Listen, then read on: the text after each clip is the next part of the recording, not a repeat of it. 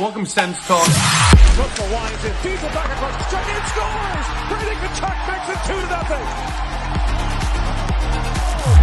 Giroux, hit alone, scores!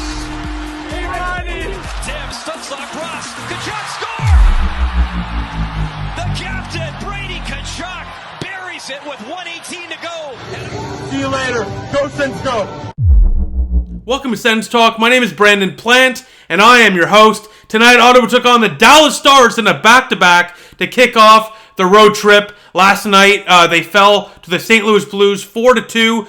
Don't let that final score fool you, however. The Ottawa Senators, throughout the entirety of that 60-minute affair, did not have a single chance to win that game. So they're 0-0 to start the 5-game road trip, a tough road trip at that, after last night's loss in Missouri. So tonight, Ottawa, going to this game is 11-13-0. They've lost their last 6 out of 9, their last 3 out of 4. They need to turn things around here. And DJ Smith, before the game today, in his availability, mentioned how the Ottawa Senators have to come out in this game fast and right away. And they have to be all over the Dallas Stars right off the jump. Let's just say mission accomplished on that. We'll get to that in a couple of minutes. But yeah, needless to say, Ottawa desperately needs a statement game against a tough team like the Dallas Stars, who are third in the Central Division. They're a playoff team right now. They're a tough team, a veteran team. And Ottawa desperately needs to get some momentum back going their way. Now, going into tonight's game, they're going to be missing one of their better players, Vladimir Tarasenko, who will not be playing tonight's game due to a family matter. I wish nothing but the best to Tarasenko and his family. I hope everything is okay, and hopefully he will be back soon. Now, Rourke Chartier was supposed to be out for tonight's game because, Zach McEwen was originally supposed to draw back in. Of course, McEwen stays in the lineup, but Chartier as well stays in the lineup. As the Senators' fourth line will be, of course, Kaslich centering it with McEwen and Chartier. Now, if you didn't realize, Mark Kaslich is back after a long absence. He returned for the first time in over a month, I believe, in last night's loss to the Blues. Let's just get into the game recap now. That's enough rambling. Ottawa starts Forsberg. The Dallas Stars start Jacob Oettinger, who I've always loved. I wanted the Ottawa Senators to draft him when he was drafted by Dallas. They took him a few slots before us, and of course, he's turned into a star. But love this guy, and it is a shame to see what happened to him early on in the first period of play. Now let's get to the first period of play. 90 seconds in, it's all Ottawa. Travis Hamonic, the Hammer, takes a slap shot along the boards. 1-0 Ottawa, as the Hammer gets a shot deflected off Esa Lindell and in to make it 1-0 Senators, who are 9-7-0 when scoring the first goal this year. Literally 2 minutes later, Zach McEwen around the blue line on the right side forces a turnover. You got to give him credit where credit is due for a player like that who gets a lot of flack. He forces a turnover, and guess what? Tim Stützle, great offensive awareness, picks the puck out of the loose scrum, gives it to Jakob Chychrun. Chychrun, with even better awareness, fires it right over to Drake Batherson along the hash mark. Off the second opportunity, Batherson, bang! 2-0 Ottawa. Drake Batherson gets a huge goal here, and 3 minutes into the game, talk about a great start for Ottawa. That's exactly what DJ Smith said this team would have to do, and they did it. 2 goals on 2 shots, 3 minutes in, 2-0 Senators. And with 2 assists in the opening 3 minutes, Jakob Chychrun has back-to-back multi-assist games, and now 3 multi-assist games in his last 4 games as well. Jakob Chychrun is on an absolute heater. We'll be talking about him in a couple of minutes, but unfortunately, about 5-6 minutes later, Jake Oettinger stops a routine shot off Claude Giroux, but it looks like he tweaks his left leg potentially. He would not return and will be designated as out by the Dallas Stars with a lower body injury. So a tough break there for the Dallas Stars as Scott Wedgwood comes into the game. He's a solid backup, but of course he's no Jake Oettinger. But unfortunately for Ottawa, that hasn't changed much for them. 3 minutes later, Joe Pavelski left all alone in front. The Senators are caught scrambling after a turnover. Rupi Hintz with a nice feed. The Sens, of course, as usual, get caught puck watching, leaving Pavelski alone in the slot, and the penalty kill fails here. The Dallas Stars pick up a goal. It's a 2-1 game, and Forsberg, you can't really do much there if you're him, as Ottawa suddenly is only up by a goal. But not for long. 2 minutes later, Claude Giroux cuts to the net, pulls off a great move. This guy is 35 years old, almost 36, looking like young 20s. This guy's got speed.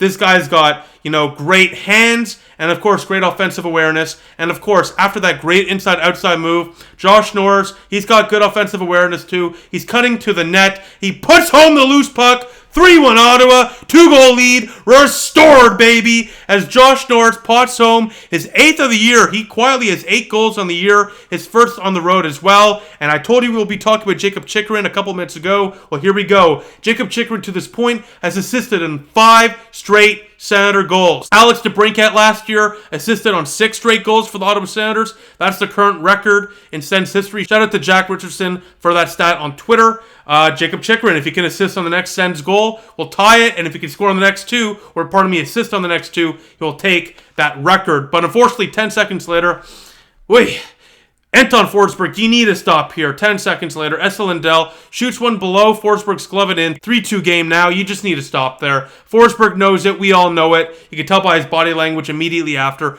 You need a stop there. Literally no screen out front. Just cleanly beat Anton Forsberg. You can't have it. And at that point, there was 5 goals on 8 combined shots. It's unbelievable how ridiculous that first period was, as Ottawa, after 20 minutes, leads 3-2. The shots were only 6-5. So the goals are unbelievably going in at an accelerated rate. Don't know why, but both teams were firing on all cylinders there in the first period of play. And you think after 20 minutes of play, it would be double-digit shots for both sides, but shockingly, not even one side hit double digits. So after 20 minutes of play, it's 3-2 Ottawa. We go to the second period of play, and this is where news. Look, Ottawa's still in the lead, so things are good. We're already missing Vladimir Tarasenko. And now we're missing Matthew Joseph, who was promoted to the second line for this game in lieu of Tarasenko's absence. He's out with a lower body injury after getting crushed along the boards. Really, really tough there. Hope he is going to be back soon. That's a tough loss for the Ottawa Senators. And, once again, we don't know when Tarasenko will be back. Obviously, he has more important things to attend to. But losing 2 players in your top 9 without Shane Pinto in the fold makes things really difficult. So maybe Angus Crookshank gets called up. We'll see. Hopefully, he will be back soon. But let's get into the second period of play. 5 minutes in. Looks like things for Ottawa, you know how the Senators do in the second period of play. They have not exactly been great this year. They've allowed 40 goals in the second period this year. They're bottom 3 in the league for that stat. So the second period, let's just say, is not the Ottawa Senators' friend. But 5 minutes in, it looks like this second period is the friend of the Ottawa Senators, as Brady Tkachuk out front on the top of the crease with a great feed right to Drake Batherson. It's bath time, Ottawa. 4-2 Senators. Batherson on his 2nd of the night makes it a 2-goal lead again for Ottawa on his 10th of the year, as Drake Batherson has been on a bit of a heater as of late. 17 points in his last 14 games, including 8 goals in that span. He's been unstoppable. Easily one of the best players on the Ottawa Senators in the last little bit. No doubt about it. Ottawa leads by 2. But then again, Anton Forsberg, you need a save here. With 8 minutes left in the second period of play, Thomas Harley goes coast to coast, takes a shot on Forsberg, and he puts home the rebound through the 5-hole of Forsberg. And you saw it on your screen just now. You have to stop that puck. I don't care. He went coast to coast. I don't care if the defense could have done a little better there. That's a soft shot and an even softer rebound. Cover that puck up, or more importantly, don't let it go in. That's now 2 goals out of the 3 on Forsberg that he needs to stop. And that's where we are now after 40 minutes of play. The Ottawa Senators are up by a goal. It's 4-3. And I'm going to tell you right now, I'm recording this video during the second intermission. I want to make sure I get this video out to you guys at a reasonable time. If I record all of this after the game, it will be out at like 12 or 1. So I don't know what's going to happen in the third period of play. But if the Senators are going to win this game, Anton Forsberg needs to make a save or 2. He's made a save or 2 for sure, no doubt. Obviously, he hasn't allowed every shot into the back of the net. But that goal obviously needs to be stopped. No doubt about it. And same with the Lindell goal. You just have to make those saves. These are shots where they're not high danger shots. They're easy saves to make.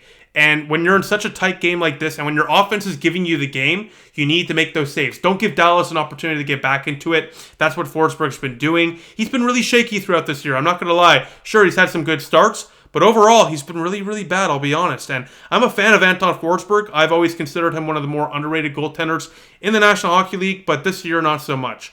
And I'm hoping I'm proven wrong in the third period of play, but we'll see what happens. So with that, let's go to the third period of play right now. I don't know if you can hear that siren, but that might be going to the Sens locker room right now to save this team because my goodness. I mean, it's rinse and repeat and in the worst way possible with this team. Third period of play, we already know Ottawa going into the third period of play was up by a goal, 4-3. By the way, Rourke Chartier, upper body injury, would not play in that third period. I'm going to check before the end of this video on updates on those two. Don't really know what happened with Rourke Chartier. That's another interesting one. Hopefully he is okay. But the third period of play, look, Ottawa is actually very good when they have the lead going into the third period of play. They have not lost this year with the lead going into the third period of play. They're 9-0-0 with the lead after 40 minutes of play. And nearly 10 minutes into the third period of play, things are looking fine. Nothing's looking terrible. And then a defensive breakdown as usual. Has a loose puck finding Miro Heiskanen, and you don't want Heiskanen in alone. This is a guy that can score, and he does here. It's a tie game, 4-4. Beats Forsberg blocker side just under the blocker, the tied at 4. With about 12 minutes left in the third period of play.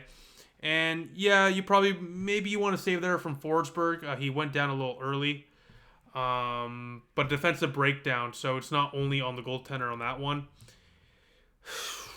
44 seconds later, I mean, this one I'm definitely not going to blame Forsberg on. Just a really, really bad bounce. And I know how cliche that sounds. I don't mean that in a funny way. I mean that in a serious way. 44 seconds later, former Ottawa Senator Matt Duchene, of course is Matt Duchene, gets the go-ahead goal off Josh Norris's stick and in. The Dallas Stars take the lead. It's 5-4. And suddenly, all that good work Ottawa did with that great start and fighting their way back, even when they're giving up goals left, right, and center on shots they shouldn't be allowing. They're overcoming a tough game from Forsberg. Not enough. It's not enough. All gone in minutes in the third period of play. As Ottawa falls to 11-14 and 0 on the year. They've lost their last 3 in a row as they lose 5-4 to the Dallas Stars. They've lost their last 7 out of 10 games as well. I mean, what do you want me to say? Just click my video from last week, any video you want where we lost, and it could fill in what I'm about to say here. You leave the slot open, they're going to score, and they scored tonight. You have defensive breakdowns, they're going to score, and they scored tonight. When your goaltender can't make a save and allows goals he should stop, you're not going to win, and that's what happened tonight. And it's so brutal. It's ridiculous. It's ridiculous that this team either scores in bunches and the goaltending doesn't show up, or the goaltending shows up and they can't score. That's like the only consistent thing about this team other than the fact they lose a lot. There's no consistency with this team whatsoever. And I don't know. I mean, that's now 2 straight losses to start this road trip. You got to win the next 3 at the minimum. At the minimum. To barely break even on the road trip. But, I mean, you know, you can say all you want about Andlauer and Steos and this and that, but regardless of the situation they got buying this team and having, the sale go into literally the end of the preseason, which screwed Andlauer and, of course, Steos ultimately as well, for making any major moves going into the year, because you're not going to fire everyone a week or two before the puck drops on the regular season. But at this point, none of that stability nonsense, none of that matters. You have to do something. You have to make a move. The goal last night against the Blues, that 4th goal, says all you need to know. And then tonight's effort as well, where they looked good overall, but they didn't get the saves that they desperately needed. And, overall, I mean, after a great first half of the game, they didn't really show much in the second half of the game either, I'll be honest with you. Not a lot of fight. Credit to Dallas for shutting us down too, no doubt about it. But I don't know, there's just something missing from this team. They need a spark. They need a spark. And you can't blame DJ Smith for tonight's loss when Forsberg has a .792 save percentage, 5 goals, 19 saves on 24 shots. It's been too consistent this year where Forsberg is allowing a lot of goals on some shots, frankly, that have no business going in.